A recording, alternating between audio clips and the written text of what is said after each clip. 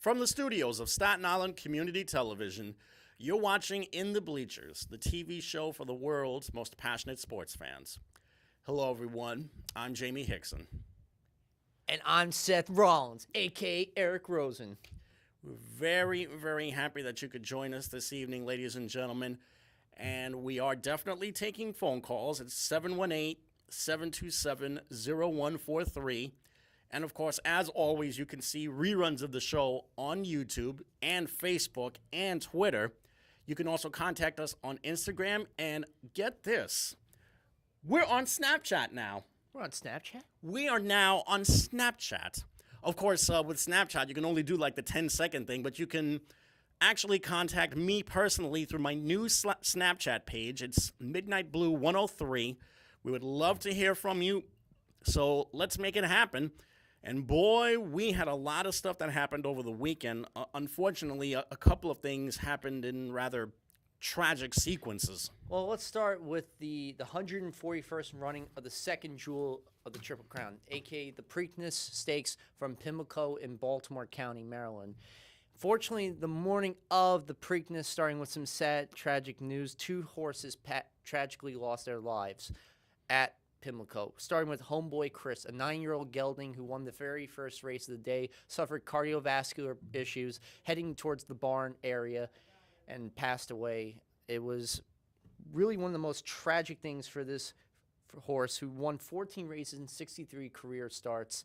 I think the race was just too much for this horse, and unfortunately just took his life. And the body is being taken to a coroner as we speak in Pennsylvania to be evaluated for an autopsy. As for the other horse, Promedya, during the fourth race, actually during the race, broke her left front leg. Yeah. And unfortunately, because of that, it turned around the turn, tumbled to the ground, and jockey Daniel Cedeno was thrown off the horse, broke his right collarbone.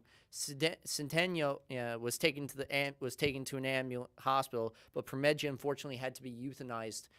And this was sort of tragic again for the same owners of Barbaro. That's right, Lyell Stables, who owned the famed horse Barbaro in 2006, who broke his leg during the 06 Preakness. 8 months later, passed away.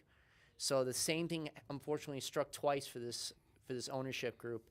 And then you had PETA, the practice for the ethical treatment of animals. Yeah, people for the ethical treatment of animals. You know that PETA, somewhere down the line, was going to make a stinker about this, and rightfully so, because who can really omit the atrocities that are being committed against these horses, not just during the races, but before and after the races themselves? Well, there's been accusations of illegal doping in the past decade, even going further down the line. You have horses being given pills. There are horses being mistreated at times, even whipped badly during races, which I'm against. I cannot stand it when jockeys do that. I really cannot stand it. Even if it's during the race and they're trying to get them to finish strong, I don't care. You can give me every argument in the book, but I am totally against any form of whipping horses or any animals whatsoever. They are human. They are like human beings. They have feelings, they have emotions, and they should be treated with the utmost care and respect. Point blank and simple. And you know what, PETA, which is an organization, if you're going to give your money to an organization that cares for the rights of animals, PETA, the ASPCA, and the North Shore Animal League, which is on Staten Island, those are worthy causes to give your money to in terms of animal rights and care. But PETA asked for the veterinary records and the medications that were given to the horses. They really want to get to the bottom of this, and I bet you the horse racing community is going to get to the bottom of this. There's going to be a full-on investigation and an autopsy that will be performed, so we will find out what went down. And unfortunately, it did damper at the beginning of the day. And not just, but getting beyond the tragedy that unfortunately plagued this race in the beginning, the race itself was not. The conditions for Pimlico were very bad. See, it was a very muddy track. Yeah. And I would bet that it was probably pouring in the Baltimore area, correct? Oh, it was pouring so badly that for Nyquist, who came to the race and winning 8 races and 8 starts, including the Kentucky Derby earlier on Saturday, May 7th, who won by a 1 1/4 lengths, I believe it was, or 3/4 lengths over Exaggerator. Exaggerator, coming into the race, was the second big favorite going into this race at the 1 3/16 track. Pimlico was about a half furlong shorter than Churchill Downs.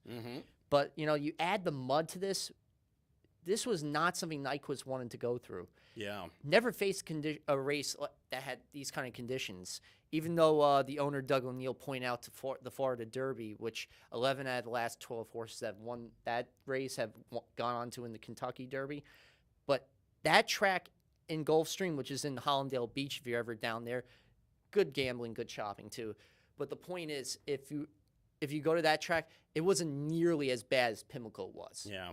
And I think the other thing that really hurt Nyquist was, if you watch the start of the race, Nyquist went way too ahead out of the gate, starting to lead the race, which if you saw at Kentucky, that was not the case for Nyquist. Nyquist was pulled back a bit, didn't lead the race at the very beginning. Horses that tend to lead the race for the majority of the race up until the final turn, 9 times out of 10 end up losing, because they lose all that strength and power that they need for the final turn.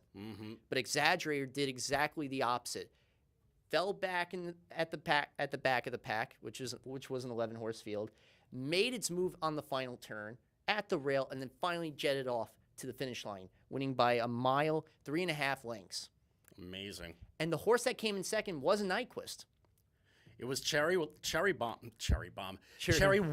That's a song, actually, Cherry Bomb. Yeah. It's a famous rock song, Cherry Bomb. Cherry Wine wound up coming in second place, and as it turns out, Nyquist was third. Yeah, and Cherry Wine was a 17-1 odd favorite. So if you look at the money, if you would have put Cherry Wine, would have returned $9.80 and $4.20, right there. For Exaggerator, 5-2, the 5-2 odds favorite. 720, 320, and 240. Well, Nyquist only paid $220 for the show. So now begs the question. With Belmont coming up in about a couple of weeks. June 11th. Yeah, June 11th to be exact. We already know that there's not going to be a Triple Crown winner, especially after last year. But who should be the horse to watch? Is it Exaggerator? Could Cherry Wine be a horse that suddenly gets mentioned in these talks? Or does Nyquist maybe reclaim his throne a little bit after having his 9-match winning streak snapped? 8-match, yeah, because he was trying to go for the 9th win. Tried to be the first horse since Big Brown to win 9 straight races. And you know what happened to Big Brown? Unfortunately, lost in 2008 at Belmont. It's a tough track, Belmont. It's 1.5 miles. It's a 12-furlong track. It's much tougher than Pimlico and Churchill Downs. Yeah. This is where, speed is your enemy at the beginning. This is where you really have to you have to really pace yourself in the very beginning of the race. I would say fall back to 3rd or 4th if you're the horse. Then slowly by the middle part, make your move up to the 3rd or 2nd. Then at the final turn, that's when you sprint out. You know the record for the biggest difference of victory is? 1973. Secretariat. 31 lengths. Yeah. 31 lengths. No horse in today's field can do that. Could it be that the horses of yesteryear were maybe built a little bit stronger than the horse of this era? I think, you're asking these horses to run 3 different races in a 5-6 week span across 3 different states on 3 different types of tracks. And the conditions, you can't anticipate the conditions, too. That's the other thing. And the health of the horse. And, like I said, the horse should be always treated well. Should be given all types of fruits and vegetables, mostly vegetables. Carrots are always. So when I was a kid, for me personally, I did horseback racing. Well, not horseback. I went to a horseback ranch and all that. And these horses are just beautiful, majestic creatures. Yeah. And I loved feeding them carrots. I love them. But getting back to this specific race, I think it's either going to be Nyquist, Exaggerator. If there's one horse that could be out of that field, the oddest horse, Lonnie. Did you see Lonnie doesn't answer the call? The rider's up call like every other horse does. Right? Lonnie has to be separate from the rest of the horses. Yeah. One actually at the UAE Derby that qualified the horse to be in the Kentucky Derby. There are only 3 horses actually. Add the 20-horse field from Kentucky raced at Pimlico this weekend. But in the end, Exaggerator won. The Swarmo brothers did their job. Let's see what happens. Yep. June 11th. Now into some other news. Yesterday, Sergio Garcia of Spain won the AT&T Byron Nelson Championship with a par on the 18th hole playoff. Yeah, and I think that's the same tournament where Jordan Spieth really ran into some problems. I think he fell as far back as 18th place in this tournament, correct? He actually, he came into the day with behind the leader Brooks Koepka. Was in the final pairing at 1:50 p.m. For this race, and because of that, wasn't able, had much difficulty. This took place in Irving, Texas, not that far from where he went to high school. That's his home state right there.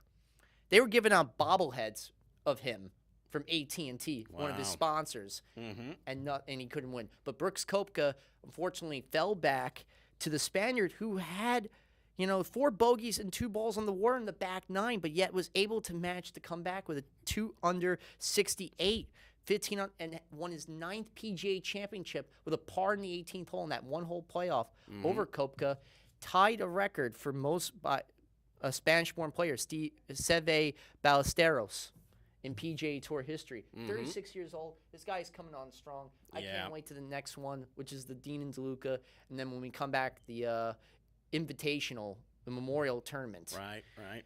As for tennis, yesterday, Roland Garros. Yeah, the French Open.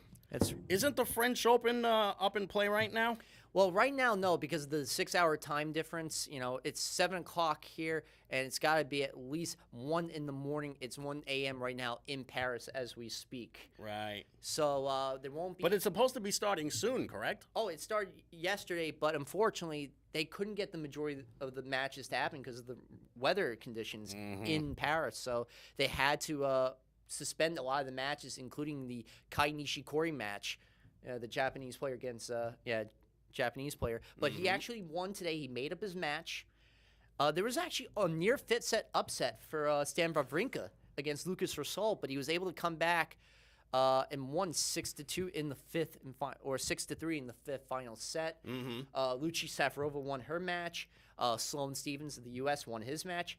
Jack Sock, the American, won in the 5th set over Robin Haas and was booed by the Parisian fans. I guess they don't really like us that much in Paris. There has long been strained relations between the Americans and the French. Have no idea why, though. I don't know. Or maybe it's just Jack Sock himself and not because if that were the case, they would really boo Serena Williams. And I don't hear that many times where they boo her in Roland Garros. And maybe there's a lot of matches I haven't watched with her. There would have to be... She would have to do something really, really diabolical in order to suddenly not get in the good graces of the French anymore. Because Serena happens to be a very popular player, in addition to being a terrific player. And I've seen her when she wins a tournament. She does speak in French too. She actually speaks very fluent French. Yep, that's probably why they take to her. Unfortunately, this year's tournament, they're missing 2 men's players. They're missing Roger Federer for the first time in the 21st century. He's not playing in a tournament since 1999 at the U.S. Open. Why? He's had back issues for the last few months. In fact, he had to miss one of the clay court season tournaments. Yep. And barely played, I believe, at Rome and lost in the quarterfinals. So he wasn't able to participate in this year's French Open. He's trying to get himself ready for the grass court season, Wimbledon, and he's trying to be prepared for the Olympics in August in Rio. As for Gaël Monfils, one of France's own players, probably one of the most interesting characters you ever on the tennis court. I've never even seen this guy play, so you'd have to give me an idea of exactly what he's like on the court. He's very fun and exciting. Sometimes he does some things that throw you off for a loop, but for the most part, he's really an entertaining tennis player and a guy that's the future of France, of French tennis for sure, along with Wilfried Tsonga. But this year, unfortunately, he had an injury where it precluded him from competing in this year's French Open. And Maria Sharapova is not able to compete this year either because of doping issues that stems from a January report that came out. Mm-hmm. And the fact that she called that press conference. A lot of people thought that she was going to retire. Turns out that she was calling that press conference to let people know about the doping scandal that she was in. To me, the person that's going to win, I think, coming out of this week for the who's going to win the tournament on the men's side, you either got the 9-time French Open champion Rafael Nadal, who now has a clear path, I believe, with Federer not playing. Mm-hmm. But the problem he's going to be facing is one Novak Djokovic, right, who's 33-2 on the season this year, mm-hmm. who's never won the French Open. In fact, Interesting. He's won every other tournament 14 times in his career. 11 times in his career. The French Open is the only championship that's eluded him. If he wins, he'll get a career Grand Slam. Mm-hmm. He's got a bright future, Djokovic. Yeah. And he's been around a long time and has been a multi-time champion at Wimbledon and at the U.S. Open and also at the Australian Open, but just cannot seem to get things done in Paris for some reason. And last year, he lost to Stan Wawrinka. That was the year when Nadal was upset in the first week of the tournament. Which if you don't have to face Nadal in the finals of the French Open, that should be a clear, easy path for you to win. But Wawrinka really was on his game last year. Really, it was a 5-setter. Yeah. But nonetheless, this year, I really think Djokovic will finally get that elusive title. Mm-hmm. I think this year, he's going to win at Philippe Chatrier. On the women's side, who would you pick? On the women's side, it's hard to go against Serena Williams, though. I mean, she's just such a dominant player. Even at her advancing age, she's approaching her mid-30s now, and somehow she's still able to be a top-notch player in the game. Oh, of course, but the problem has been for her, the last 2 major tournaments, she's lost in the semifinals at the U.S. Open. Mm-hmm. That prevented her from tying Steffi Graf. She lost in the finals to Angelique Kerber at the Australian Open. Mm-hmm.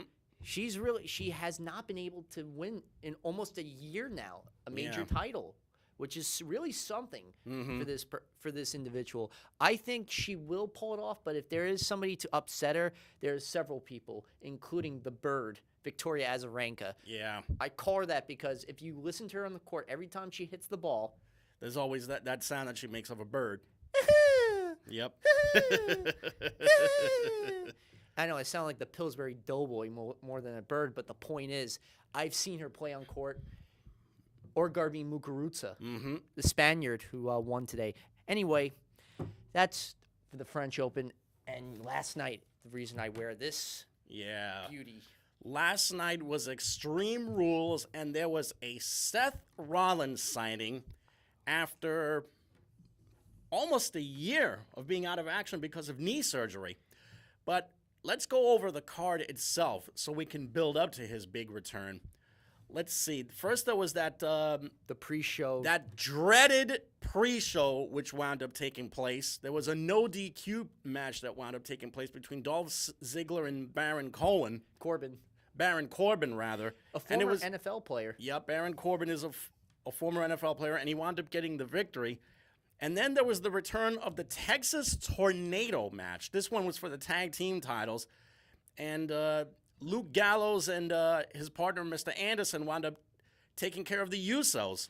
And you know what, the Texas Tornado, that goes all the way back to the days of the Von Erichs and the Freebirds. You know, if you think of those type of what a Texas Tornado match is, basically all tag team partners are in the ring at the same time. And there's no disqualification, no count out. You can you can fight anywhere, except if you want to win, you have to win in the ring by pinfall or submission. Yep, exactly right. And as it turns out, Gallows and Anderson won the title, so they're now. No, there wasn't a title. Oh, no title match in this one. No, it was just a regular non-title match. They're feuding each other because right. Gallows and Anderson, along with AJ Styles, are part of a new stable called the Club, from their days in New Japan when they were part of the Bullet Club. Mm-hmm. While we have the Bloodline, which is the Usos with Roman Reigns, because they all are from the Anoa'i family tree. Mm-hmm.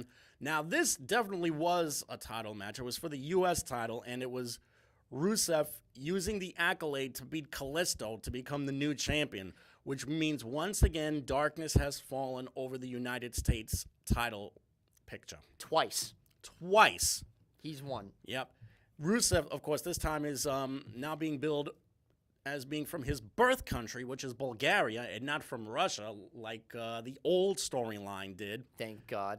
And then there was the tag team title. This definitely was for the tag team title. The New Day took on the Vaudevillains, and it was the Rainy Day. Well, that's my new nickname for them. I call them the Rainy Day because this gimmick has been so bad that it's basically like WWE is raining on everyone's parade. So the Rainy Day wound up retaining the tag team titles. With Xavier Woods kneeing one of the Vaudevillains in the face. The Vaudevillains, they just got onto the main roster. It's too soon for them to win the championship, but they have, they had this persona. They are from the bygone era, Simon Gotch and Aiden English. In fact, Aiden English is married to Vicky Guerrero's daughter. Interesting. Yeah, so there's a connection there to the wrestling world, too. But he also has done some acting in the past, and he can sing. Interesting. He's very multi-talented. Simon Gotch, interesting. Great build. They are a good tag team. They're going to win the title Sunday. I can't wait for that to happen. Then there was that fatal four-way match for the IC title. Best of the night. Yeah, it was The Miz, Sami Zayn, Cesaro, and Kevin Owens who wound up competing. And it was the Miz that wound up coming away with the title. Yeah, it was one of the best matches of the night. Really, honestly, to God, if you watch the whole thing, you will be excited that these four are making this IC title relevant again. Yeah, and the Asylum match for the very first time ever. It's basically like a steel cage match. In this one, it was Dean Ambrose and Chris Jericho, and once again, Dean Ambrose wound up coming away with the victory using dirty deeds. And this was no ordinary steel cage. They had a 2x4 wrapped in barbed wire. They had an extinguisher, a fire extinguisher. They had a straitjacket, a kendo stick, a bucket, a mop. Like, this was insanity times 10. And how in a normal steel cage match, if you climb over the top ropes and you win, that wasn't even allowed. You had to win with the cage locked by pinfall or submission. Yeah. And in fact, last night, Chris Jericho was put onto a mat of thumbtacks. Wow. That's going back to the ECW days. Yeah, it was disgusting to look at times. Yeah. This is pretty much this should be like a habit for those two because they each have Extreme Rules blood in them. Chris Jericho wrestled at ECW for a short time, and Dean Ambrose was at Combat Zone. So he's kind of used to extreme style matchups. Oh, without question. And then there was the women's title. Once again, Charlotte and Natalya renewing their feud, and this time it was Charlotte that came away with the championship. Supposedly, Ric Flair was barred from ringside, but you know that there had to have been a way for the dirtiest player in the game to try and feature in the match somehow. Actually, it did. They brought up this new girl just a few weeks ago named Dana Brooke from NXT. Athletic, built, just like Charlotte, and dangerous too. And believe me, she came out with Ric Flair's music, distracting Natalya. Charlotte was able to take advantage of that, eventually pulled the figure eight, which is like her dad's move, the figure four, except when she goes into the figure eight, she does a bridge, which is sort of a yoga-esque move that really puts a strain on your legs. You better tap out once that happens. And finally, there was the Extreme Rules match for the World Heavyweight title. It was Roman Reigns and AJ Styles. Awesome match, too. Reigns won the title, but it was the aftermath of that match that took place. Who comes out of nowhere but Seth Rollins? The same Seth Rollins who mangled his knee in Europe not even a year ago, went through surgery, went through a very grueling rehab to try and make his way back. And what happens? Seth Rollins gets up in Roman Reigns' face and puts a pedigree on him. So you know that those two former friends are going to have a feud of their own right now. Oh, without a doubt. It's setting up for Money in the Bank, which is coming up. And that is where Seth Rollins made a name for himself. That's where he grabbed the suitcase. What Money in the Bank is, you basically, it's a ladder match, and with 5 or 6, maybe even 7 people, and they're all after a briefcase. What contains in that briefcase is a guaranteed contract for a World Heavyweight Championship match anytime in a 1-year period that you can cash in at any time. So basically, if the champion is right there, knocked out, unconscious during Monday Night Raw, that guy can come out with the briefcase, cash in, take advantage, and pretty much win. And remember when Seth Rollins used it, WrestleMania 31 in San Francisco. That's right. During the Reigns versus Lesnar title match. Made his move, won the championship by pinning Roman Reigns. Yeah. Lesnar never was pinned, never lost. And that was the biggest heist of the century, as I think JBL called it, or Michael Cole said. Yeah. So now Monday Night Raw is taking place tonight.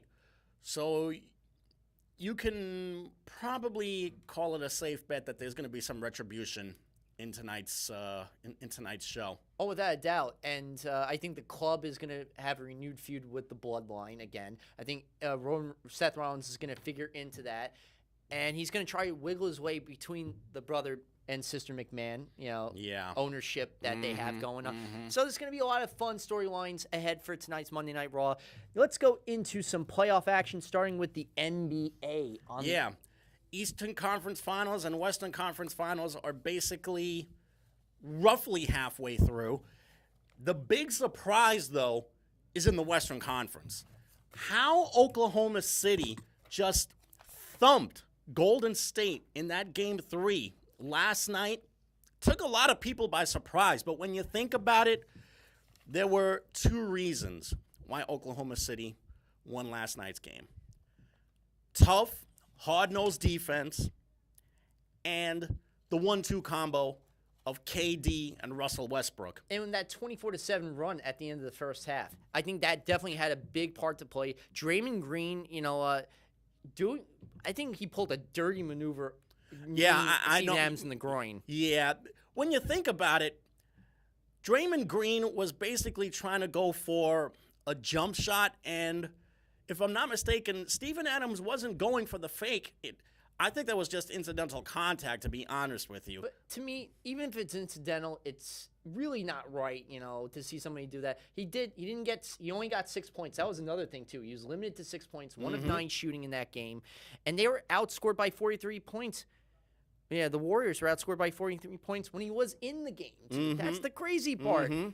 But Durant and Westbrook, really, they combined for 63 points, last night. Yep. Westbrook's near triple-double, in fact.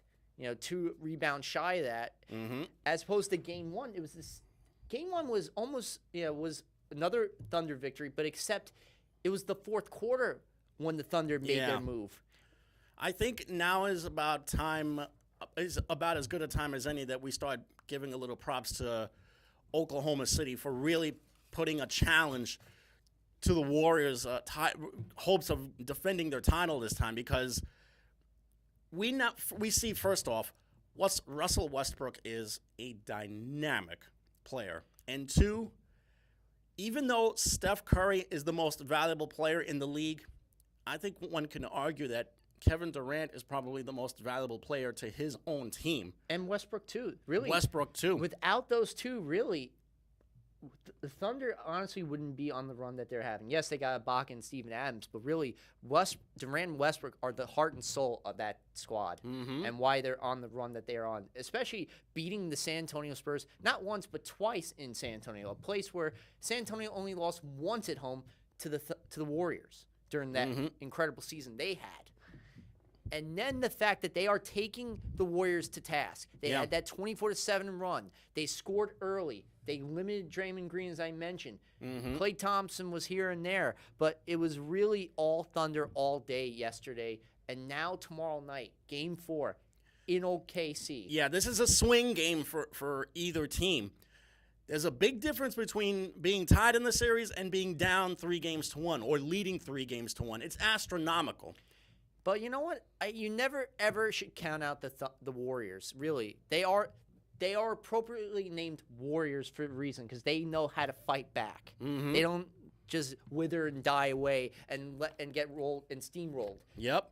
Now, as far as the Eastern Conference is concerned, The Cavaliers had a 10-game playoff winning streak until just a couple of nights ago when Saturday, yeah. Yeah, when Bismack Biyombo, first off, grabbed 26 rebounds. Which is a playoff record for the Raptors. And to think, Bismack Biyombo couldn't even get out of his own way when he was playing the first couple of years in Charlotte. Now that he's in Toronto, he's become a supreme role player for them. 2, DeMar DeRozan is probably one of the most underrated players in the entire league. He had a terrific Game 3. I think it was also the fact that Kyle Lowry actually had a good 20-point performance. If you look at the first two games, he was limited to 1 of 15 shots from beyond the arc. He was pretty much useless in the backcourt in those first 2 games. Really rendered useless by the Cavs. This time he really turned it around. And another thing, too, is the fact that they limited Kevin Love to not 3 points on 1 of 9 shooting. That was another big reason why the Cavs lost Game 3 and had their 10-game winning streak ended in Toronto. Yeah. And you see those "We the North" rallying cries that they had and the T-shirts that they were wearing. They wore the North last night. Yeah. I wonder if Drake was. No, I don't think he was there because I think he probably was at the Billboard Music Awards yesterday. In all likelihood, yeah. But the fact is, you know, actually no, because it was yesterday. It was on Saturday, this game, so he had to have been at the game on Sunday. There's no way he was going to miss his own Raptors. No. But this is a swing. Like I said, Game 4 is going to be the swing game, and that's taking place tonight. What the Raptors have to do in order to tie this series is do the exact same thing that they did in Game 3. Stifle them on defense, get a big rebounding edge on the part of Bismack Biyombo, and also limit the number of touches that LeBron James gets when he's receiving the ball. He had that triple-double in Game 2, which was outstanding, to say the least. You know, the fact he had 23 points, 11 rebounds, and assists, you know, he's broken several records in this postseason. Jason Kidd's rebounding record. Yeah. He's passed Shaquille O'Neal in career playoff points for number 4. Like, he's really having a postseason for the ages, too. He needs to have that again for the Cavs, and Kevin Love has to have a much better performance tonight if the Cavs want to go back to Cleveland with a 3-1 edge. Now let's go to the NHL playoffs, the Stanley Cup, starting in the Eastern Conference. Game 2 was Sidney Crosby's coming out party. Yeah.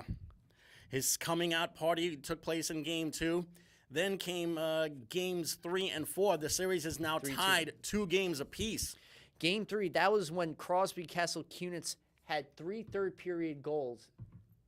The Lightning pretty much let go of their lead, and they lost 4-2. And then Game 4 came, and that's when Ryan Callahan really tipped the shot past Murray just 17 seconds into the game to get them started. The former New York Ranger helping them, along with Andrej Suster, Jonathan Drouin, and Tyler Johnson. They won 4-3. And then came Game 5. Oof, that was brutal to watch. Yeah, and Tampa scored within not even the first minute of overtime. So now Tampa leads that series 3-2 with a chance to wrap it up at home. But if you ask Evgeny Malkin, the series is going back to Pittsburgh. Well, of course he's going to definitely say that. You know, he's not going to say, "Oh, our team's going to get crushed in Tampa." You know, he wants to be confident. But I'll be honest, last night was just a bad luck performance on their part. You know, and the difference was they switched in Game 4. They switched Fleury. They switched Game 5. They switched from Murray to Fleury. Isn't that to Marc-Andre Fleury? Yeah. Yeah, Marc-Andre. Yeah, from Matt Murray. From Matt Murray. And it didn't really matter in the end. You know, they had a 2-goal lead, including in the set with 7/1 of a second in the first period. The Penguins scored. They did the same thing with just less than a minute in the second. They had a 2-0 lead going to the third, and that's when they came out to play, outscoring 3-1 in the third period to tie the game, force overtime. And Tyler Johnson, you know, this guy has been unbelievable for them, along with Jason Garrison. Yeah. Tomorrow night, if the Penguins want to win, my X factor would have to be Carl Hagelin. Yeah. I think he'll be the reason why they go back to Pittsburgh for Game 7. If I'm Tampa Bay, my X factor, honestly, I think is going to be Victor Hedman. Yeah. On defense. against Carl Hagelin. I think that's going to be the matchup of the ages to watch. I'm going with Pittsburgh to force Game 7 back. And while Tampa has a lead 3-2 in the East, out west, it's become a real dogfight between the Sharks and Blues. You got to love this series, you know. Game 2 is where Brent Burns had two power play goals and boom, led the Sharks to a 4-0 victory. And then Game 3, again, San Jose gets outshot 3-0. Martin Jones, 22 saves, and Thomas Hertl, another 2-goal performance. So at that time, they were outscored in games 2 and 3, 7-0 without a goal, a minute 56 going into Game 4. And guess what? St. Louis this time, they switch goaltenders. They go from Brian Elliott to Jake Allen, which was a big move on their part. And they won 6-3. Troy Bauer and Kyle Brodziak each having a 2-goal performance for the Blues. Now tonight, the series is at 2-2 in St. Louis. Yep. Who wins? Who wins tonight? Who would you pick tonight? If I had to pick tonight, can't go against St. Louis. If I'm not mistaken, the game's being played in the Midwest, isn't it? Yes, it's in St. Louis. It's a big game. But San Jose, you know what? They were the best team on the road this year. They had 28 victories. They led the regular season in road victories. Despite their postseason road record has not matched their stellar regular season record at times. Yep.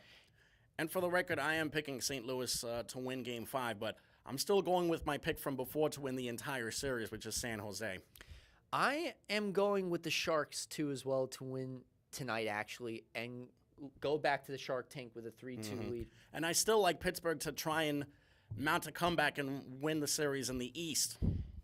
Now on to baseball, since we have your Yankees uniform. Oh, yes. What a week for this Yankee squad. They start off losing 2 out of 3 to the Diamondbacks. Then they go to Oakland. Yeah, then they go to Oakland. After salvaging the finale against the Diamondbacks, they go into Oakland and get a much-needed 4-game sweep of the Athletics. And it was pitching that carried the Yankees this far right now. And as we speak, my dear friend Dan Panaccio is waving to us through the other side of the glass. He's patting his stomach, saying he's hungry. He's probably wants something to eat. But yeah, right now, the Yankees got themselves a much-needed sweep of the Athletics. They have tonight off.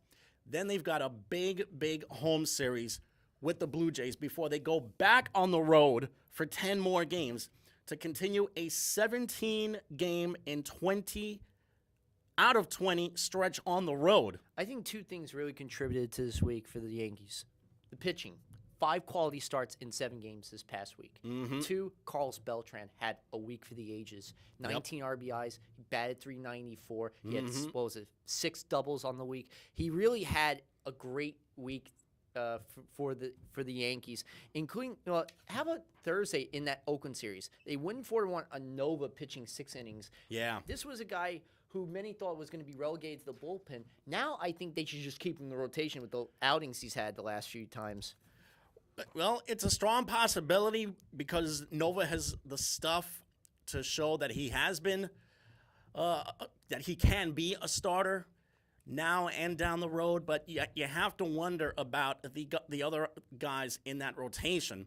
Sabathia has pitched a little bit better. He had Michael Pineda had one of his best starts in a long time yesterday when he wound up beating Oakland. Masahiro Tanaka got just his 2nd win of the year, but he's pitched so much better than the number of no decisions he's been getting. Oh, without a doubt. He's really, the record, may not be stellar, but his ERA is below 3. And also, now that he's off suspension, Aroldis Chapman has shown why he is a supreme closer in this sport. You put him in there with Dylan Betances, with Andrew Miller, and then Chapman in that order.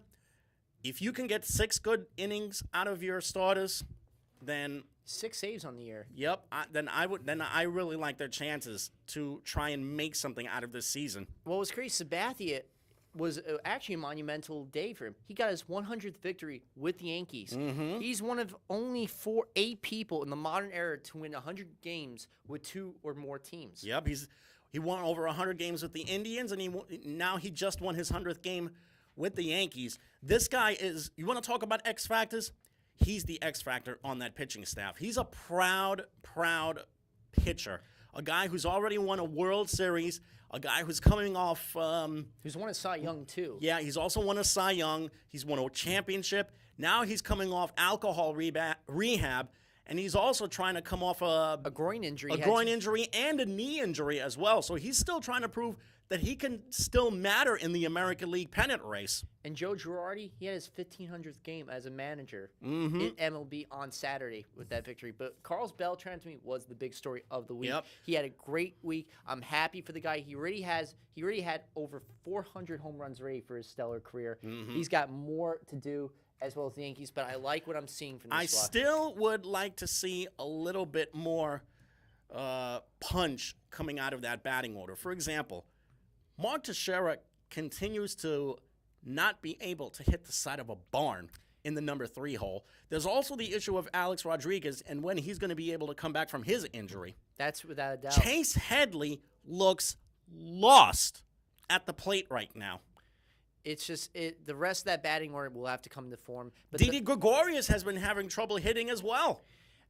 But Starlin Castro had a good week. He had a 2-run tiebreaker yesterday, when they won 5-4. Yep. So other than that, I think the rest of that team will be rounding into form. Yep. Because he's been in the slump too, Castro. If you 3 for 42 before Sunday. Now let's go to the Mets starting Tuesday because I was actually there with my mother. Yeah, you were at that game. The Bartolo Colon disaster. No, the Syndergaard 10 strikeout performance against Scherzer. Oh yeah, that's right. It was last Tuesday. It was the game after that was the disastrous starts that Bartolo Colon and, if I'm not mistaken, Matt Harvey. Matt Harvey had. Matt Harvey, something's wrong with Matt Harvey. I don't know if it's a physical problem with him. I don't know if it's a mechanical problem with him. Something is seriously wrong with that young man. Oh. Praise God that the Mets still have Steven Matz, Noah Syndergaard as their top 2 anchors in that rotation. Right now, the only weak link in that rotation is Matt Harvey. And there's also the issue of Jacob deGrom. I think he's got a couple of mechanical flaws that he needs to figure out. Bartolo Colon, I think dare I say that maybe age is starting to catch up with him a little bit? I mean, he's going to turn 43 soon. Well, you had that 5th inning tie with a 2-run single for Anthony Rendon, and that's what really changed Wednesday's game when they lost 7-1. But the fact that Harvey lasted only 2 2/3 innings, gave up a career-worst 9 runs. And wound up getting booed off the mound with that. Which is, for a guy who had a 2.71 ERA last year, as opposed to the 5.6 that he has, this is really a fall from grace. Yeah. I'm hoping that, that he'll be able to turn around in his next start. Otherwise, he may be relegated to either bullpen action, if that's even allowed. Yeah. But there's still Logan Verrett to be considered because Logan Verrett's done a pretty decent job going back and forth between bullpen and rotation. Now, at the plate, Yoenis Cespedes is a boss. Conforto has been the second command, too. Yep. But they are still not without their issues. Number one. They did sweep Milwaukee for the first time in over a decade, which was huge. Swept them at home for the first time in 14 years. Yeah. That's number one. Number two, David Wright. I hate to say this, but he's starting to look like a shell of his former self. Save for the base hit that he got on Saturday afternoon, which won the game. But his back issues, the spinal stenosis, is killing him. And speaking of which, Lucas Duda has a stress fracture in his lower back, so he's going to miss between 4 and 6 weeks. And now I'm hearing Michael Conforto might have to take some ground balls at first place just to pick up the slack for him. Which is really, I don't know if that's going to be such a great idea, considering this guy is, to me, a natural outfielder. Let's see what he can do at first base. Oh, and speaking of the Mets, there's the issue, the off-the-field issues that Bartolo Colon has been having. Namely, how he has been going back and forth between families, if you know what I mean. In addition to him being a husband to his current wife for 21 years, turns out he had a secret woman and 2 secret children for quite a while now. And he was front page fodder in the Post. I just, you know what? I really hate that these athletes do things like that. I don't care whether you're an athlete or the average Joe. Anybody who does something like that is just a cheating SOB who has no consideration, no heart, and somebody that is just a disgusting human. I know it's. I know easy he's for me been to- called big sexy by his teammates, but that was ridiculous. That's just, it's wrong right there. I know some people say it's easy to judge somebody. You know, what's that expression? For those people who live in glass houses, shouldn't throw stones. Yeah. But you know what? I'm gonna make that judgment. I don't care if people like it or not. This guy is doing something that's just not right. I hate when people have something as beautiful and pure as a marriage or or a relationship, and they screw it up somehow because for some personality reason or just because they can do it or they feel as though they can get away with it, whatever the reason may be. It's just wrong no matter what the reason is, point blank and simple. Should we even be surprised at hearing this story? Because when you think about it, It's a common tale. these guys have been doing this for years. Politicians have at times done it too, and it's come out. Did you hear about Mickey Mantle and what happened with him in his playing days with the Yankees? Well, he was an alcoholic. Not only was he an alcoholic, but supposedly he got caught inside a car fooling around with some woman who was not his wife. Oh, or how about the member for the Dodgers when Steve Garvey, who fathered who knows how many children with who knows how many different women. you ever saw the movie 42 when they were talking about Mm-hmm. when talking about Jackie Robinson, the first manager he was with, and how he was with a Hollywood mistress and all that, and the CEYO said they wouldn't buy any tickets to baseball, and they had a lot of juice at that time. Yep. So they made sure that the manager for the Dodgers was suspended for the year. Mm-hmm. And many years ago, there was a player who had a very brief shelf life in the NFL, Travis Henry. Do you know this knucklehead fathered 7 children with 6 different women? Or how about Antonio Cromartie? Oh, brother. He can't even name one time when they had the Jets, what was it? Knockdown, knockaround series, whatever the name it was on HBO, and he couldn't even name half his kids. When you can't even name half your kids, that's a problem right there. I laugh at this because it's really, really shameful what these guys are doing. Oh, and for the record, Bartolo Colon's mistress is taking him to court for child support. What a shock. So maybe that stuff is on his mind too and is affecting his game. I don't know what it is. On the Hopefully- bright side, he's pitching tonight. yeah, the Mets are in a series with the Washington Nationals, and unfortunately, tonight's game is being delayed by rain. Which is not surprising considering this area is, with the weather being what it is right now outside, you have to expect with this type of humidity that there's probably going to be some rain delays. I'm hoping it doesn't last too long, or they might make a day-night doubleheader for Wednesday. Wouldn't be shocked. Possibly, we're not sure. As for the rest of baseball, as you know, the infamous fight that took place last Sunday with Rugnet Oder of the Texas Rangers hooking Jose Bautista, the outfielder for the Toronto Blue Jays, suspended 8 games for doing that. Bautista actually was given a 1-game suspension for taunting him. Mm-hmm. And there's been issues with the length of game, pace of play rules. Are they really helping this year? Are they worse than ever? When you think about it, I really have not seen any change at all with these pace of play rules. You want to quicken the game? Number one, can we cut down on these constant visits to the mound by the pitching coaches and by the managers? If you want to make a pitching change, do it in between innings as opposed to while the game is going on. I mean, I know you want to be able to go to your bullpen, but somewhere down the line, you're going to have to try and put a little bit more confidence in your starter that maybe he can get that one big out. That's number one. That's another thing. Because of this, this is only reinforcing the idea that pitch counts are bad for baseball. That's number one. Number two, tell the batters, stop fooling around with all of your gear. The gloves, the wristbands, the helmets, and spitting. The constant spitting or fidgeting with the elbow pads or grabbing the crotch. Enough already, please. What are they, Michael Jackson? I mean, seriously, it's got Sorry, it's not gotten right. to the point where they've reached the point of no return with these guys. No, it's ridiculous. And now another issue that's been going around Major League Baseball. Now with Freddie Gonzalez, he was just fired. The way he got fired too was not right. Yeah, getting an email or reading an email saying that he wound up getting fired, I was under the impression that the Braves were all about class in their sport. I guess not.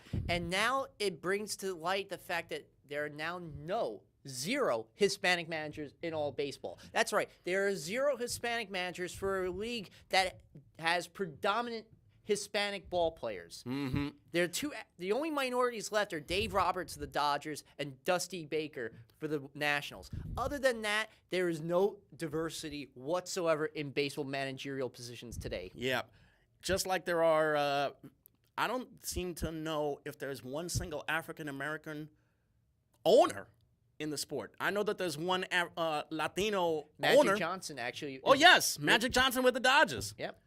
One African-American owner, Magic Johnson. One Latino owner, Arte Moreno with the Angels. One of the richest billionaire, 400 richest Americans.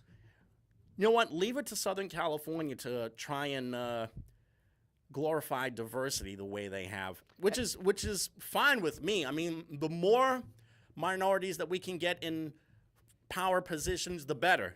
But at the same time, I would really like to see other franchises follow suit. What about Sandy Alomar Jr.? This is a guy who should at some point be a manager. I think he could be a manager for any squad.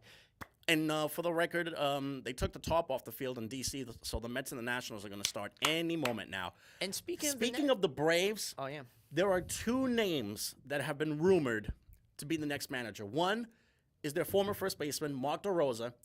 And how about this for a name? Chipper Jones. why not? You know, what they used to call him at Chase Stadium, Moses? Larry. Yeah, Larry. Which is his real first name. His real name is Larry Wayne Jones Jr. But imagine that. He's come to Citi Field. You know you're going to hear plenty of those Larry chants. Yeah. And as speaking of the Nationals, you know, Steven Strasburg, who's one of the 4 pitchers in the National League that to me could win the Cy Young Award this year. He has a 2.8 ERA this year in 9 games. Another guy that can win is, of course, Jake Arrieta, who has second ERA. He had a no-hitter, his second in 11 games just last month. You have Clayton Kershaw, who's pitching, who has a 77 strikeout to 4 walk ratio, one of the best in baseball. And another one to think about, you got Max Scherzer, who had a 20 pitch strikeout performance, and Thor himself, Noah Syndergaard. It's first off, I think I see baseball having a really outstanding season so far. They've already had an outstanding first couple of months. There's already been a 20 strikeout game. There've been a couple no-hitters thrown. The Cubs are off to a fantastic start this season. They lead the league in team ERA, starters ERA, run differential, runs per game. They have the most wins in baseball. They had an off week. They lost 2 out of 3 in both series this past week, but they got a big week coming up with the Cardinals. They're longtime rivals, one of the most hated rivalries One of in the all two, sports. yeah, one of the 3 most hated rivalries in Major League Baseball right now, behind Yankees, Red Sox, and Dodgers, Giants. But we would be remiss if we did not mention what's going on in our neck of the woods a little bit further. Shouldn't Met fans be lucky about, or be fortunate or blessed about seeing their team the way they are right now? They're only a game and a half out. Game and a half behind the Nationals for the Eastern Division lead. And it's all because of pitching, and Yoenis Cespedes. And Conforto. And Michael Conforto. Things are finally going great for this team. I mean, not that they didn't last year, because they won the pennant and they played in the World Series. We just wanted to see what they could do for an encore. They have depth, though. Honestly, even with rights issues and due to health issues, their back issues, you have Asdrubal Cabrera making contributions here and there. You have Granderson, who had a home run on Tuesday on the very first pitch off of Scherzer that I got to witness. Thanks to my very good friend, again, Frank Wilkinson of Rab's Country Lane Bowling. Nice gentleman who gave me his seats. They were all Section 13 with me and my mom. Man, it was so much fun, I'll tell you. It was a great treat to be at that game and watch Syndergaard 10 strikeouts in that game. He had 11 yesterday. He's had 21 strikeouts this week alone. Thor is throwing the hammer down. I love it. But for the Yankees, I'll tell you, the back end of that bullpen, 7, 8, 9 guys. Yeah. Right now, the Yankees' strength is that bullpen. From Chapman to Miller to Betances. You know who the unsung hero has been in that bullpen? Who saw Kirby Yates do what he has been doing the first couple of months of the season? And if that last name sounds familiar, he's the younger brother of the ex-Met Tyler Yates. And he's had several holds on the season in the bullpen, Kirby Yates. He's instrumental. You put him in like the 5th, 6th inning situations and all that for the Yankees. And it's crazy to think that he's contributing in that bullpen along with the other 3. And you know what? Nova, in his last few starts, he's come on strong. Yeah. Tanaka, of course, despite his record, his ERA is outstanding. If the Yankees are going to make anything out of this season, it has to be with pitching. Of course, they have to do something about that batting order because, for one, they can only rely so much on pitching. And for the record, Chapman, Miller, and Betances, they're referred to as no-run DMC, as in Dillon, Miller, and Chapman. No runs by Dillon, Miller, and Chapman allowed. I love that. That's a good nickname right there. I love, about this season right now for Major League Baseball. How about the White Sox? How about the north and the south side of Chicago should be so proud. The entire city of Chicago has become the home base for Major League Baseball this season because both teams have gotten off to great, great starts. Imagine a Windy City series. Oh, they would be... First, they'd be doing cartwheels all over the city of Chicago. And 2, think what would happen if the Cubs actually won the big title this year.